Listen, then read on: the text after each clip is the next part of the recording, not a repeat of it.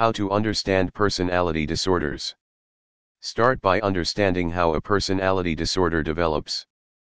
Personality disorders often originate in childhood, from a misguided belief that manifests itself in adolescence.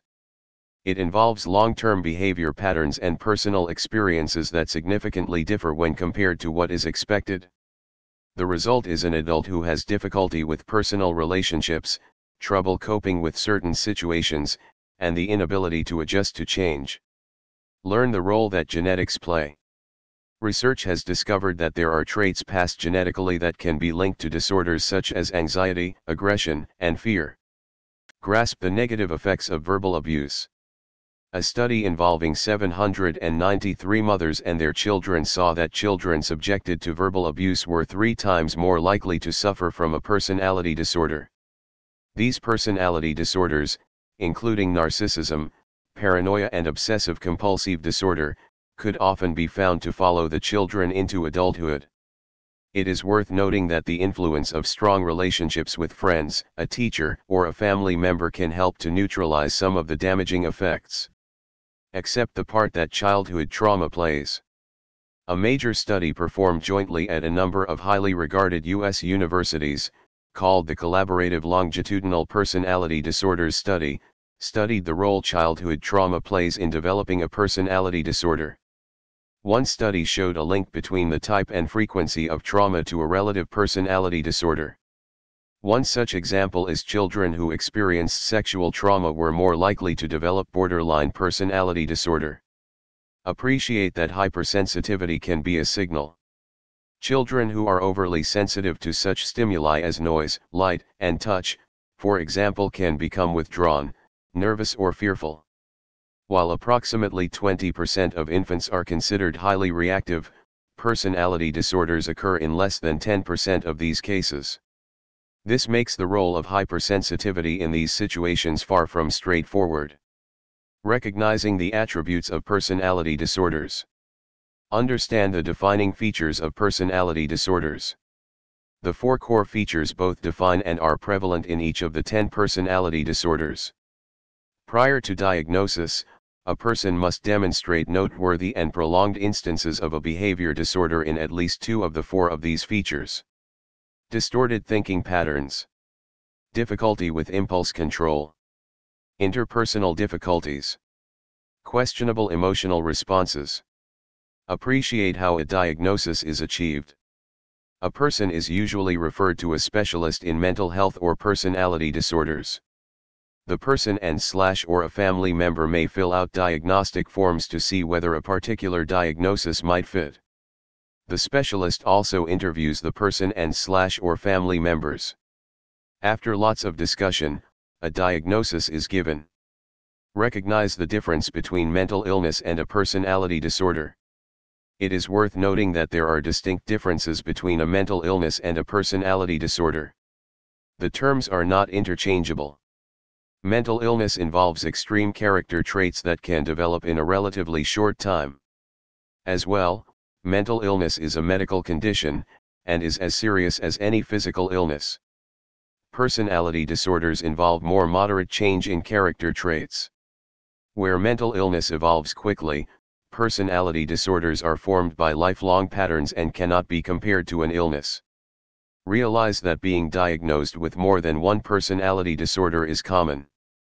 While a patient may present with significant symptoms of one particular disorder, it is not uncommon for a secondary or multiple disorders within the same cluster to occur. Some people with personality disorders have co-occurring mental illnesses, such as anxiety or depression. Understanding clusters. Understand how personality disorders are classified.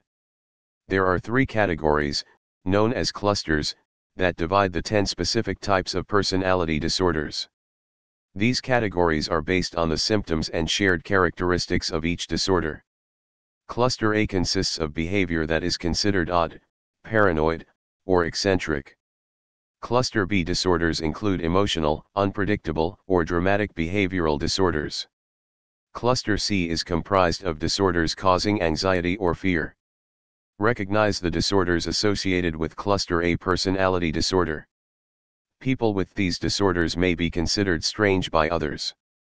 Paranoid personality disorder involves difficulty with trusting and confiding in others. The paranoid person will hold an unreasonable fear of being taken advantage of. As well, they perceive threats and danger in many everyday situations. A paranoid person fears being betrayed or treated with hostility. Schizoid personality disorder involves preferring a solitary existence and showing little emotion. There will be very little interest in seeking close personal relationships and tend to show indifference to any sort of outside criticism or praise. Schizotypal personality disorder can cause someone to be eccentric, with distorted thinking patterns and perceptions. They display extreme discomfort in close relationships and may often exhibit a belief that they can read minds or have a sixth sense in particular situations. Recognize the disorders associated with cluster B personality disorder. Antisocial personality disorder can lead to people putting themselves or others in risky, even dangerous situations, without realizing the consequences of their actions. This person may repeatedly lie, deceive, or act impulsively, as they do not understand how to act or conform to normal social situations. Antisocial personality disorder is typically not given as a diagnosis unless the patient is at least 18 years of age. Borderline personality disorder involves very intense feelings and impulsivity. People with this disorder often are deeply insecure, and can have intense mood swings from bliss to panic to fury. Feelings of chronic sadness and loneliness, along with the inability to make or keep stable relationships, are all a part of this very serious condition. In very stressful situations, feelings of paranoia, numbness, and difficulty with memory can occur. Also, psychosis, seeing or hearing things that aren't there, has been known to occur. Histrionic personality disorder is a condition where one craves attention and shows excessive emotion. When they are not the center of attention, a person with histrionic personality disorder will take necessary measures to draw attention to themselves. They feel the need to entertain those around them. At the same time, this person is easily influenced and dependent on the opinion and approval of others. Narcissistic personality disorder involves an inflated ego. They believe they are better than others, making for a delicate self-esteem and noticeable lack of emotional empathy. This person will expect to get their way and will be quite upset if ignored or slighted. They will resent the successes of others, causing them to be viewed as selfish and demanding. As well, this person is not above taking advantage of people or situations. Recognize the disorders associated with cluster C personality disorder. People with these disorders can be deeply fearful. Avoidant personality disorder can look similar to social anxiety. This person expects the worst, worrying about disappointing others or embarrassing themselves. They isolate themselves from employment or activities where they must be around others. They avoid personal and social relationships for fear of rejection or ridicule. They tend to live a very lonely life. Dependent personality disorder describes people who handle their fearfulness by relying on other people to do things for them. People with dependent personalities like to be cared for, behaving submissively and appearing quite clingy. Making daily life decisions and being alone cause such a type of person to feel uncomfortable and helpless. This is due to their fear of being unable to care for themselves.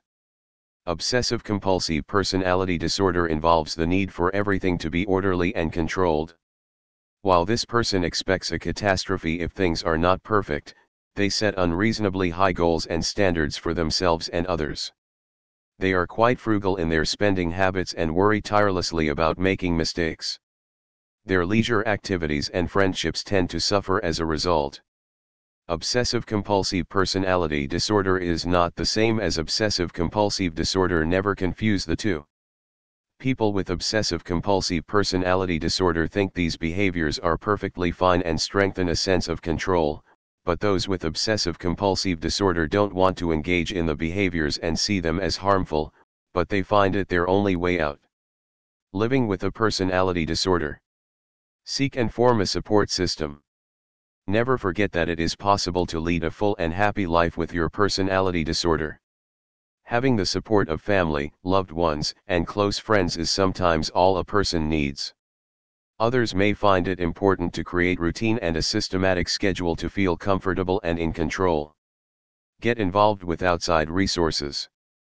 Such resources include self-help groups and group therapy sessions. For some people suffering from a personality disorder, being with others who are suffering similar issues can help them to feel free to be open and honest. Learn the importance of your medical team. There is a variety of therapies that have shown success in dealing with personality disorders. One such therapy is cognitive therapy, and forms of this therapy, which work to change negative or detrimental thinking patterns. Transference-focused therapy involves exploring and changing unconscious thought processes with a therapist.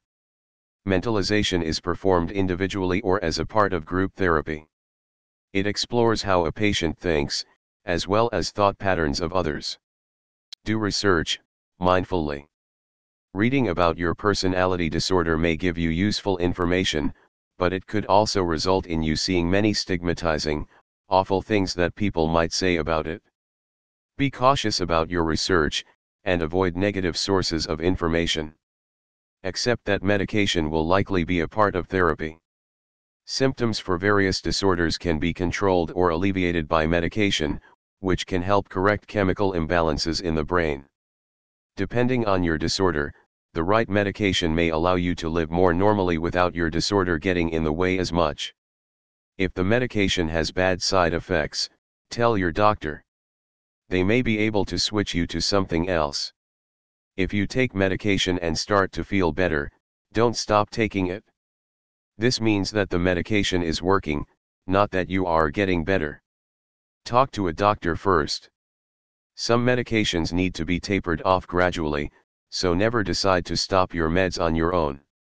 Try connecting with other people who have the same disorder as you. A support group, or group therapy, may be able to help you connect with people who face similar struggles. You can offer empathy, advice, and ideas to one another. It can be very helpful to get and give advice to, and simply spend time with, people who know what you are going through.